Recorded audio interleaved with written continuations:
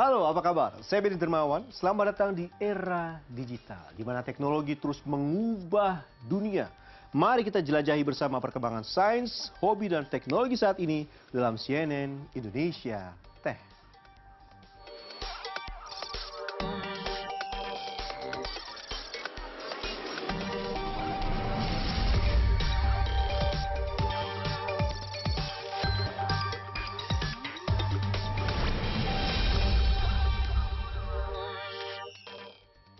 Lebaran kemarin, siapa yang ikutan pukul beduk sambil takbir?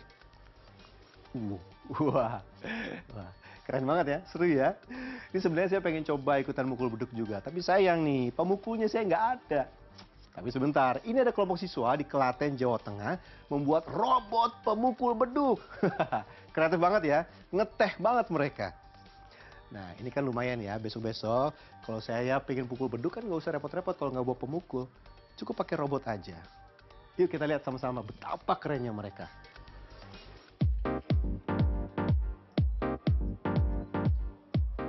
Proses perakitan dan pembuatan robot pemukul beduk ini berlangsung di Lembaga Kursus dan Pelatihan atau LKP Autobot School di Klaten, Jawa Tengah pada Kamis lalu.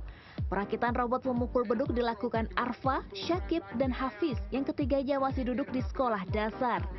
Proses perakitan robot pemukul beduk memerlukan waktu sekitar 10 menit. Setelah dirakit, robot pemukul beduk kemudian dikombinasikan dengan teknologi servo robot dan sistem coding pemrograman melalui ponsel siswa.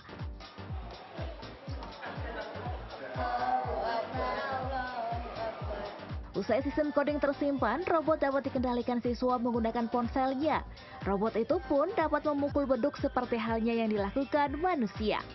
Pemilihan ide untuk membuat robot edukasi pemukul beduk karena bertepatan dengan momen Lebaran. Selain itu, mereka memanfaatkan waktu menunggu berbuka puasa alias ngabuburit untuk mengikuti kegiatan yang positif. Robot pemukul beduk. Di waktu sore atau seperti apa? Di sore Sambil ngabuburit. Kenapa bikin robot beduk? Karena sebentar lagi mau Idul Fitri. Susah nggak tadi merakitnya? Enggak. Berapa lama merakitnya? 10 menit. Dengan pembuatan dan perakitan robot pemukul beduk ini menjadi salah satu media untuk memperkenalkan teknologi kepada siswa yang lainnya, sehingga siswa dapat mengembangkan teknologi sesuai dengan kebutuhan manusia. Karena kami juga mengambil momen gitu, jadi kan memang sebentar lagi nih Idul Fitri, Lebaran, jadi kami berusaha untuk kira-kira robot yang memang cocok untuk ketika Lebaran. Akhirnya kami memikirkan untuk robot pemukul beduk ini, karena kan biasanya ini pemukul beduk kan manusia, kami kaitkan dengan teknologi. Akhirnya robot, anak-anak kami minta untuk bikin robot ini supaya mengenalkan juga ke teman-temannya yang lain, oh ternyata beduk itu nggak cuma manusia loh yang bisa memukul, tapi robot pun juga bisa kita buat untuk memukul dan melaksanakan kegiatan layaknya manusia. Melalui kegiatan ini, diharapkan siswa mampu mengembangkan bakat dan minat terhadap perkembangan teknologi yang semakin maju. Bagus Adi, Klaten, Jawa Tengah. Dunia sepak bola kita lagi banyak senyumnya akhir-akhir ini. Ya dong, selain berita gembira timnas U17 kita lolos ke Piala Dunia, ada kabar gembira lagi untuk pecinta sepak bola Indonesia. Waralaba permainan video Konami resmi merilis tim nasional Indonesia di game sepak bola eFootball. Ya, biasanya dimunculkan di patch-patch modifikasi. Kini, Rizky Ridho, Jay Itzes, dan Sandy Walsh, dan juga punggawa timnas lainnya ini resmi hadir di game sepak bola eFootball besutan Konami. Dan kini penggemar game sepak bola, baik di konsol maupun versi mobile dapat memainkan tim nasional Indonesia lengkap dengan lagu kebangsaan Indonesia Raya, kits, jersey, dan atribut seperti aslinya. Sepanjang 2024, game eFootball Mobile sudah diunduh 750 juta kali di Indonesia. Tingginya jumlah pemain game ini seiring dengan terus meningkatnya prestasi tim nasional, baik senior maupun kelompok umur, dan jadi pertimbangan terciptanya kerjasama antara Konami dengan PSSI. Wah, ini bikin bangga ya. Nah, ini anak zaman sekarang ini memang kreatif-kreatif ya. Udah kreatif, juara pula. Ini nih hasil karya tim Barunastra Institut Teknologi 10 November. Gelar juara diborong sama mereka. Salah satunya yang prestis adalah Grand Champion di International Robobot Competition di Amerika Serikat. Oh. Pada 3-9 Maret, International Robobot Competition, kompetisi yang menjadi ajang bergengsi bagi inovator teknologi maritim dunia, kembali digelar di Florida, Amerika Serikat. Tahun ini, IRC mengusung tema Environmental Monitoring Guardians of the Water dan diikuti oleh 30 tim dari berbagai negara, termasuk universitas ternama seperti Massachusetts Institute of Technology, University of Michigan, dan banyak lagi. Mewakili Indonesia, tim Barunastra Institut Teknologi 10 November berhasil membawa pulang gelar Grand Champion untuk ke-6 kalinya. Adapun gelar juara 1 untuk Autonomy Challenge dan juara 2 untuk Design Documentation yang membuktikan kualitas teknis dan riset tim dalam menghadapi tantangan maritim modern. Setelah mempersiapkan kapal sejak bulan November, tim Barunastra ITS menyampaikan rasa haru dan bahagianya berhasil membawa pulang kembali gelar Grand Champion tersebut. By the way, kita udah sempat ikut lomba juga. Tim ini sempat ikut lomba juga tahun sebelumnya. Alhamdulillah tahun ini kapalnya banyak upgrade-nya lah di semua sistemnya, dari segi lambungnya lebih bagus, dari segi kekuatannya juga lebih bagus, dari segi elektrikalnya juga lebih ringkas, lebih ringkas dan lebih kompleks lah. Dan juga dari sisi programnya juga lebih bagus lah, lebih mudah di otak-atik, lebih mudah diganti, lebih mudah untuk di-develop. Mungkin kalau misalnya saya jelasin persisannya bakal lama banget, tapi kurang lebih alhamdulillahnya progres kita tuh titik besarnya adalah waktunya sih. Kita udah lama banget progresnya dan alhamdulillah hasilnya juga sesuai dengan kerja kerasnya. Dikutip its.ac.id, berlaga di International Robobot Competition, tim Barunastra membawa prototipe terbaru mereka bernama Nala Ares. Kapal ini dilengkapi dengan desain lambung yang lebih efisien dengan daya apung yang lebih optimal untuk melindungi komponen elektronik yang ada pada kapal. Kemudian keunggulan lain yang dimiliki Nala Ares yakni memiliki bobot yang lebih ringan dibanding prototipe sebelumnya, sehingga menghasilkan performa yang lebih dinamis. Nala Ares juga dilengkapi dengan sistem propulsi yang lebih mutakhir membuatnya dapat bergerak lebih presisi, kemudian dengan hanya menggunakan satu kotak, serta mengurangi ukuran dan jumlah komponen, sistem kelistrikan Nala Ares dinilai lebih efisien. Artificial Intelligence atau akal imitasi menghadirkan peluang sekaligus resiko di tengah masyarakat. Disinformasi dan misinformasi di tengah pesatnya penggunaan AI pun memunculkan tantangan tersendiri. Apa saja dampak dan bagaimana upaya mengatasi penyebaran disinformasi dan misinformasi terkait AI di Indonesia? Sesaat lagi.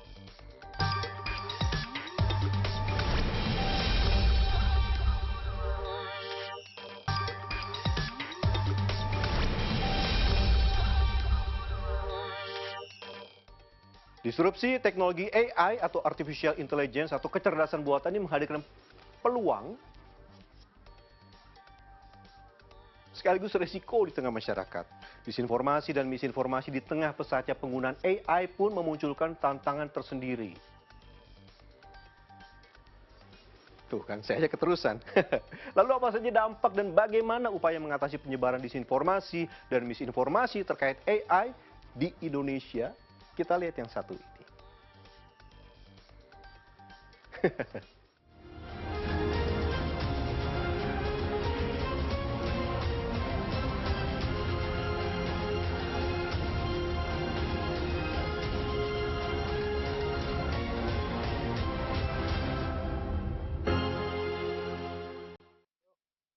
Kehadiran kecerdasan buatan atau AI menjadi lompatan besar dalam sejarah perkembangan teknologi di dunia.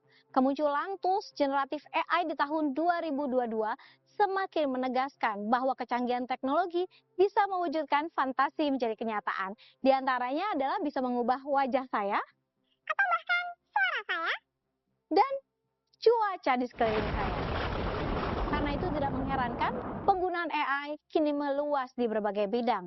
Namun tentu saja kehadiran potensi besar ini juga membawa resiko yang besar karena masifnya penyebaran disinformasi dan misinformasi yang memanfaatkan teknologi AI.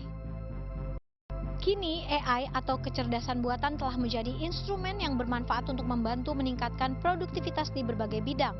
Namun, di sisi lain, tanggung jawab penggunaan AI juga menjadi isu penting, mengingat besarnya dampak negatif yang bisa ditimbulkan jika AI digunakan untuk menghasilkan konteks palsu seperti video deepfake atau suara palsu.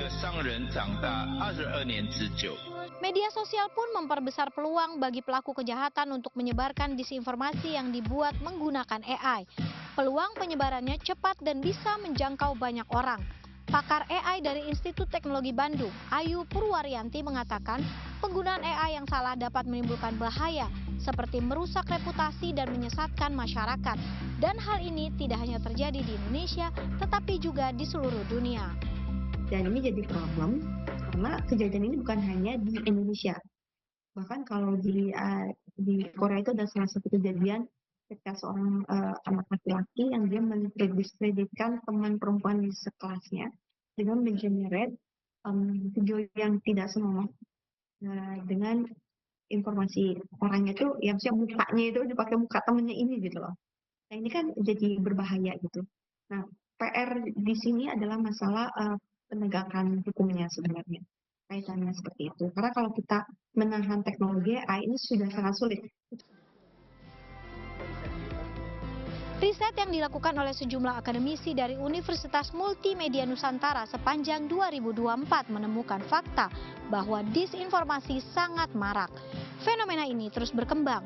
Salah satu wujudnya adalah teks dan gambar yang dimanipulasi dengan teknologi AI, sehingga masyarakat sulit membedakan hoax dan informasi yang benar. Nah, saat kita menyentuh isu nasional ini, memang ada beberapa fenomena itu, katakanlah ada manipulasi video dan macam-macam, memang sudah memanfaatkan AI untuk itu.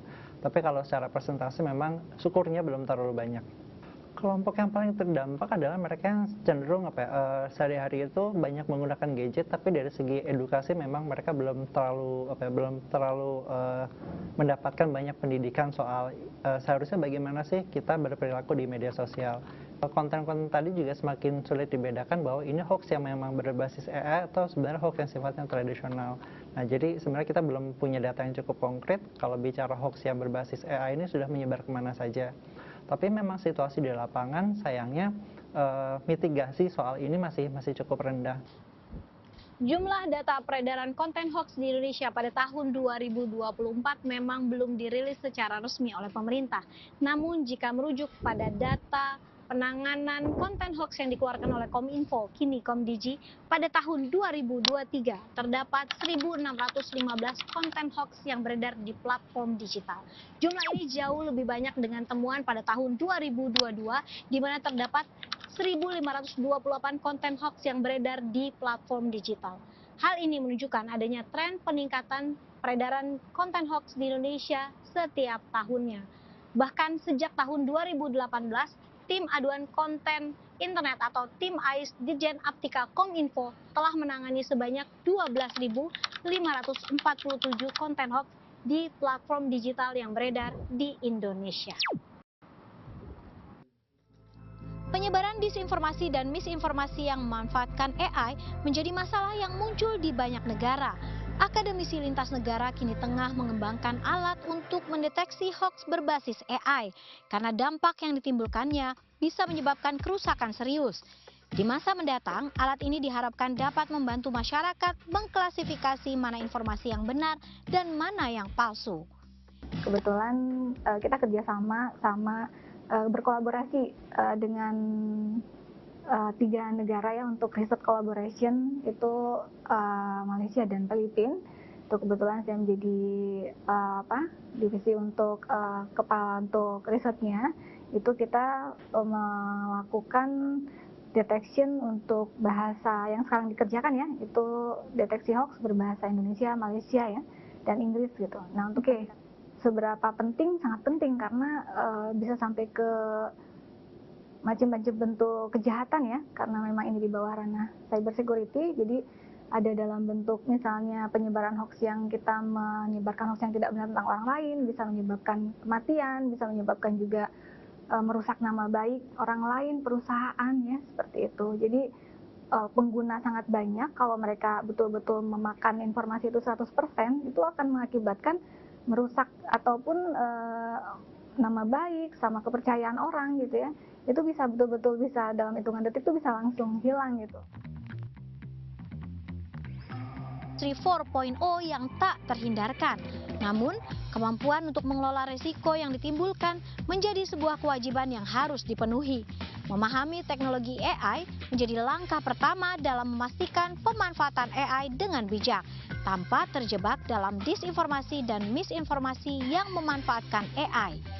Literasi AI pun menjadi sangat penting, terutama bagi masyarakat Indonesia yang saat ini belum sepenuhnya memahami potensi dan resiko teknologi ini. Berbasis pada literasi digital, sehingga kita harus cukup memiliki kemampuan, yaitu kita harus cakap secara digital, kemudian kita juga memiliki kemampuan untuk membedakan mana informasi yang benar dan tidak, begitu ya, sehingga tidak terpengaruh menjadi suatu berita yang hoax. Kemudian juga kita memahami budaya digital serta keamanan digital. Tentu kami banyak berkolaborasi dengan para pemilik platform besar untuk sosial media, seperti kita ada bekerja sama dengan Meta Group, di situ ada Facebook, bahkan WhatsApp sebagai salah satu platform komunikasi yang paling banyak digunakan. Kemudian kita juga ada dengan TikTok, kemudian juga ada platform lokal, ada Tokopedia dan lain sebagainya yang berkaitan dengan e-commerce gitu ya. Dan berbagai hal yang banyak dimanfaatkan oleh masyarakat. Undang-Undang Nomor 1 Tahun 2024 tentang perubahan atas Undang-Undang Nomor 11 Tahun 2008 tentang informasi dan transaksi elektronik, serta Undang-Undang Nomor 1 Tahun 2023 tentang KUHP menjadi landasan hukum dalam menghadapi tantangan terkait penyebaran disinformasi dan misinformasi yang menggunakan AI. Tentu saja hal ini dimaksudkan agar penggunaan teknologi ini bisa memberikan hasil yang maksimal tanpa menimbulkan dampak negatif bagi masyarakat. Namun tentu saja literasi AI, literasi digital serta kolaborasi antar instansi menjadi kunci untuk menghadapi tantangan ini. Sufiani Tanjung, Angga Citaksuma, Jakarta. Sampah plastik menyumbang 10 hingga 12% dari seluruh limbah padat di Kenya. Untuk mengurangi kerusakan lingkungan dan membantu para mahasiswa arsitektur, sebuah perusahaan teknologi Kenya mendaur ulang limbah plastik untuk mencetak model 3 dimensi. Simak informasinya sesaat lagi, tetaplah di CNN Indonesia Tech.